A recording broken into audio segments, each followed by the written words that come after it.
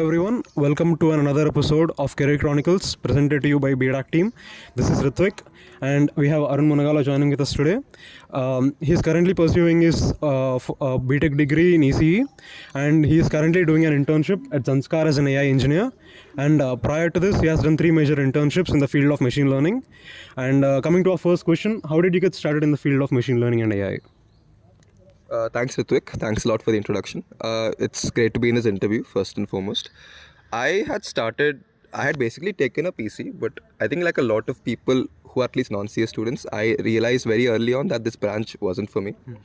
I had realized upon first, second semester that I started liking the idea of machine learning after seeing a couple of courses, seeing a couple of workshops that were there in my ML by my seniors, and I started just delving into the world of online certifications. A big part of what I had started was looking at different certificates, looking at different courses, and taking them up alongside my studies. And the more and more I took them up, especially in my first year, I feel like I sort of was able to recognize that this is something that it's not just an interest, but rather more of something that I can pursue, in the long term as well. That's how I started it in my first year, and I kept building upon it as the months go.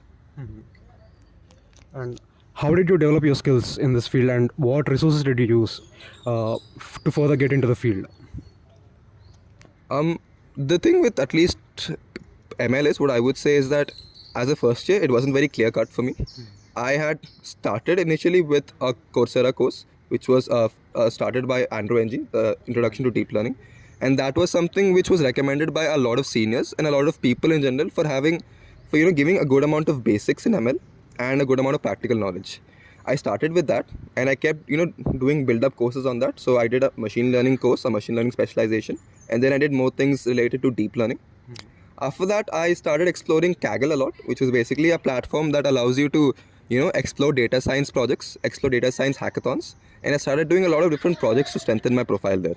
I worked on little typical prediction models, typical prediction systems, regression systems, and I kept building with more deep learning courses to do even more deep learning projects, whether it was computer vision or NLP and so forth. I would say to get started and to sort of build resources, you have to start with a good amount of courses, but they can't really last for long, especially in terms of a profile. You have to start doing more real life projects. I started learning a lot more when I began participating more hackathons, especially in the beginning of my second year. I looked up on Unstop, on Kaggle and whatnot, and tried experimenting with different models. Even if I didn't have much of a knowledge, I would realize that when I did a specific hackathon that in which I didn't really have a lot of theoretical knowledge, because of working and because of just experimenting or working with different sort of models, I was able to build a stronger foundation.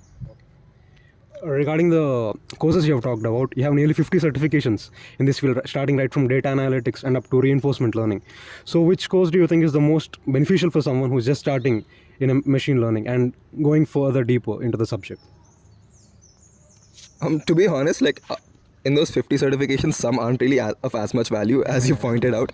As I mentioned before, I would definitely suggest the Andrew Ng course because it's very much related to the fundamentals, and for a lot of people, especially in non-CS branches or branches that don't have any exposure to ML, it sort of allows you, it really goes from the very beginning. It starts from the very, very basics and the very, very core. So I would definitely suggest starting with that. But after that, it really depends on as to where you want to go. ML is a very diverse field, and it's not a blanket statement where you just speak about ML. It depends on whether you want to go into a more NLP based place where you deal with more words, or computer vision where you deal with images or video related data, or just traditional core ML, which is just about numbers and tabular data. Based on what direction you want to go to, you have to take those supplementary courses. So I would say start with intro to ML, start with that course, and then keep building as per your interests. Okay. Let us talk about your first internship. You were a data scientist at the Hello World company, right? Okay, so how did you get into this company, starting right from the recruitment process, and how did it help you later into your career? So the Hello World was something I did after my second year actually. So basically, as we all know, so in the beginning of third year, this is where the internship drive starts. And for various factors, obviously my interest, but also because my GPA wasn't up to the mark to get a relevant internship, which a lot of juniors, a lot of us do face. But I had realized that I wanted to purely do ML, and I needed to strengthen. I needed to have as much experience as possible. I had taking help from seniors. Had started doing cold mailing, where I basically messaged as many people as I could on LinkedIn in the in companies relevant to my field, as well as with people who have worked in ML and who have experience, trying to look for some sort of internship for 2-3 months. I had reached upon Hello World through that, and I was able to basically get a call with the technical lead there. And previously, because in the second day, because of the hackathons that I had done, I had a more of a working knowledge and a working understanding, which helped me get my resume shortlisted as well. Okay. Because of that, I was able to secure that after a call basically upon what I've done. And I worked in that internship I'll explain it obviously in more detail, but I worked very much on traditional ML, where I worked on classifiers, regressors, things that are more based on numbers, that are more based on statistical modeling rather than pure AI modeling as well. The next thing, so you have worked on traditional ML techniques in this internship, and later the 2 internships you have done as an AI engineer. So you started working on primarily LLMs and generative AI. So how did you shift from that to this? So basically, right, I think I remember, this is something a lot of people who have worked in AI also know. There was a sort of a generative AI boom that had happened around, I think, April, May of 2023. And what happened was that the moment LLMs, or which in this case are large language models, whether it's GPT, Gemini, things that we usually which we use for our daily use, those models were becoming a lot more popular even in the AI job space. So what I had noticed was that, especially after completing my internship at Hello World, was that core ML, while it was obviously fundamental and important, it wasn't enough for me to secure more off-campus internships. So because of that, and because of how popular generative AI was getting, I sort of decided that I would upskill myself in LLMs. I took up a lot more. This time, at least with generative AI, I realized courses weren't as helpful, but it was rather much more the projects that they looked into. I watched a lot of YouTube tutorials, different websites. Again, Andrew NG was very helpful. There were some YouTube channels by Cohere or different sort of online courses that helped me with LLMs. And I started doing projects like where I built chatbots, I built different web interfaces that utilize LLMs, and I strengthened my profile in a more LLM perspective. Okay. That helped me in turn get my first internship, which is actually, it's a company based in Belgium called AI Planet. It's actually, the CEO is also alumni of IIT Warangal, which sort of had helped me, show myself and sort of boost my profile as well. And there as well is where I started working on LLMs in a more practical level. Okay. Let us talk more about your internship at Super Kalam and AI Planet. So can you please share more about that? Yeah, so basically the 2 internships that I had done after the Hello World were very primarily concerned with large language models. I had started AI Planet actually in my third year, second semester, which was actually did parallelly about a year ago only, parallelly along with my studies, because I felt like I needed to boost my profile as much as possible before my third year's internship break started. So at AI Planet, I worked a lot on integrating LLM applications, but the main thing that I worked on, which is something a lot more novel, is AI agents.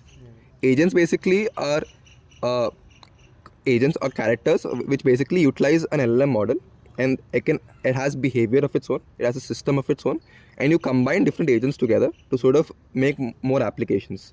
So you can sort of use them like sequentially, you can have them hierarchically, like where you can have a boss agent and you can have different sort of worker agents, and that helps you basically break down more complex tasks that GPT or a normal LLM would not be able to do, and agents help it do it in a lot better, in a more efficient way as well. So I worked on the architecture of that agent. I worked on basically, working on prompt engineering for the agent, worked on training models necessary for different agents. I worked on basically creating documentation for that open source framework. It's a framework that's currently available on GitHub as well, called OpenAGI, which you can check as required.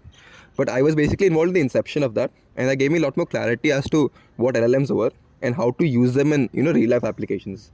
Because especially with experimental models like this, you notice that you might not be able to use it in real life applications until you have a complete understanding as to what they really do. So with AI Planet, I was sort of able to do that, and finishing my internship there gave me a lot of clarity as to where I'd like to take my career as well.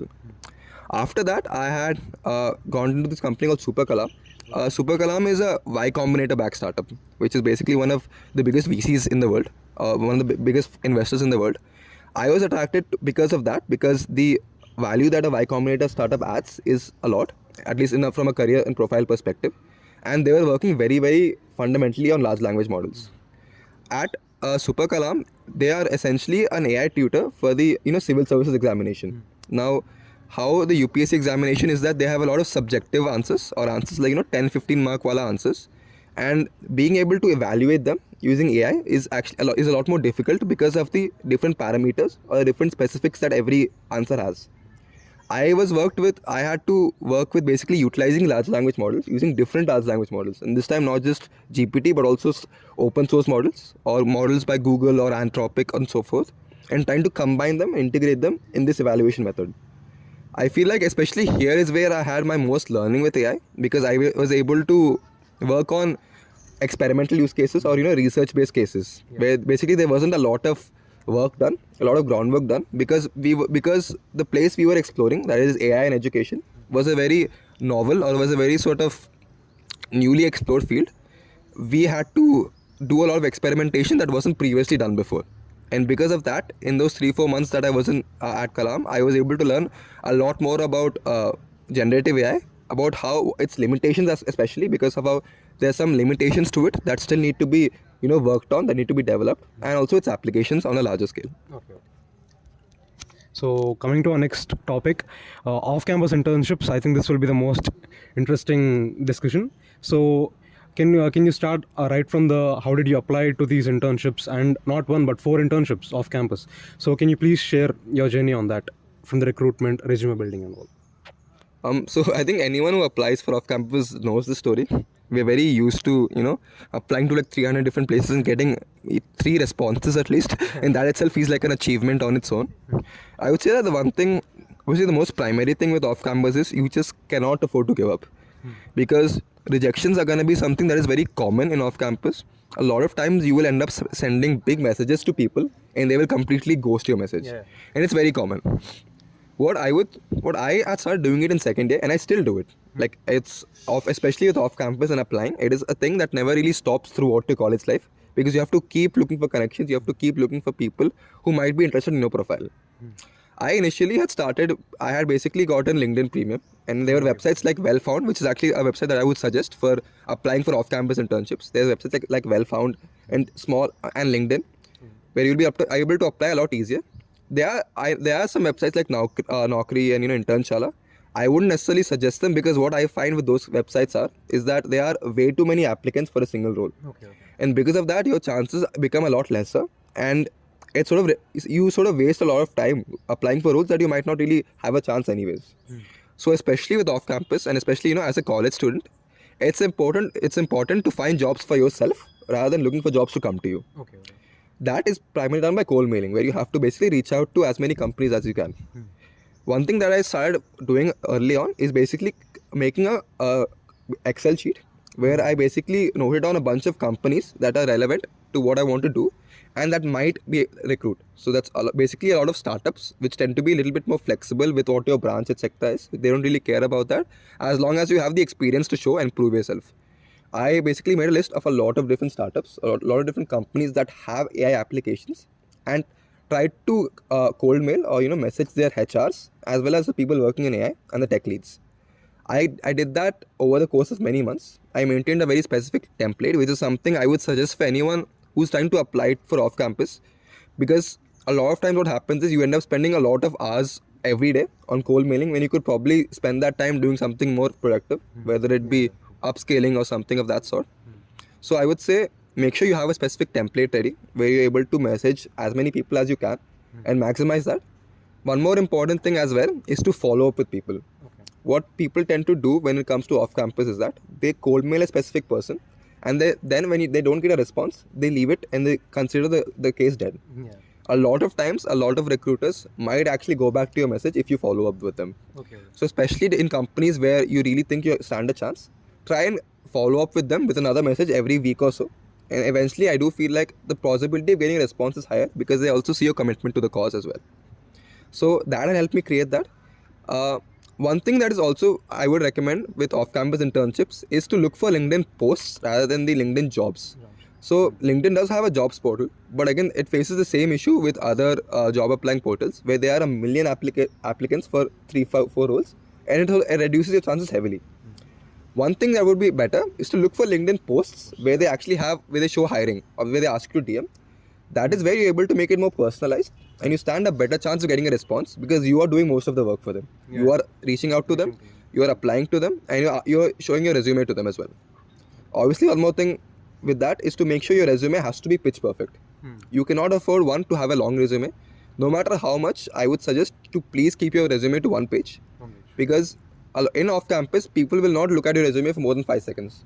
This creating, a lot of recruiters do not have enough time. They don't really have the time to fundamentally look at every single point. They will look at the taglines, they will look at the specific companies and the work you've done and make a judgment accordingly. So make sure it's one page.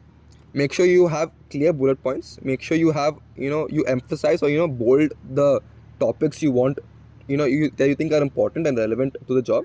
And you have a clear representation of what you've done in every internship or project. You need to make sure that you clearly define as to what you've done and make it as concise as possible. So that is an important thing. And obviously the usual ones as to, maintaining a very clear format, maintaining a structure and not having stuff that aren't really relevant to the job as well. So that's one thing I would suggest. And from there, it just becomes a part of perseverance where you have to keep going at it every day. And to also keep in mind that especially with off-campus internships, it's okay to not get responses. You can go for months and not get responses, and you have to sort of understand that the timeline or the sort of structure of off-campus is very different from on-campus. Like in on-campus internships, it's easy to get discouraged seeing people get internships and you struggling for it. But you need to understand that for people looking for off-campus, your timeline is different, your structure is very different. So don't get discouraged by what other people are doing. Make sure as long as you follow a specific path, a clear structure, like I am confident that you'll be able to get something as per your profile. Okay. Thank you for that. And talking about your future, what are your future plans? I mean, are you going for higher studies or going for a job, something like that, or something? So I think my future isn't as clear because obviously I am very picky about the roles that I choose. I really want to make sure that I'm very specifically in AI. It is difficult for a fresher to get a direct job in AI because of how limited the field is at the minute and they expect more skill sets. I'm doing an internship currently at a company called Zenska. So if that converts, that is great. But I'm also looking at higher studies because especially with regards to AI and pure AI, you need to have a good amount of, and especially when you're in a non-CS branch, you need to be able to have those CS fundamentals to go further in AI. So I'm applying currently to masters in abroad as well and hoping something works out there.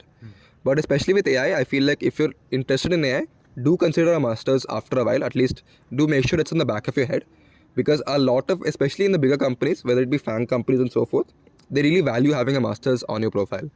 It helps you get a much more deeper understanding of important AI models. It helps you have a clearer theoretical knowledge, and it helps you clear interviews a lot better.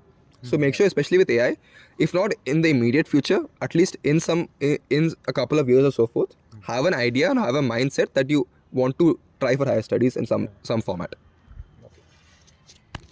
Thank you, Arun, for joining us. And do you have any suggestions for the juniors here? I think I just say enjoy life as much as you can, because it gets worse after a while anyways once you leave college and once you have to create a future for yourself. But just when there is an interest that you have in college, I would say try and pursue it as much as possible, because the work that you end up doing after college needs to be fulfilling and gratifying to yourself as well, in the sense that you really want to enjoy and feel complete in what you do. So if there is interest or there is a passion that you're willing to pursue, try and go as deep as you can and in the space that the college allows you, because it really will help in the future. Okay. Thank you, Arun. Thank you.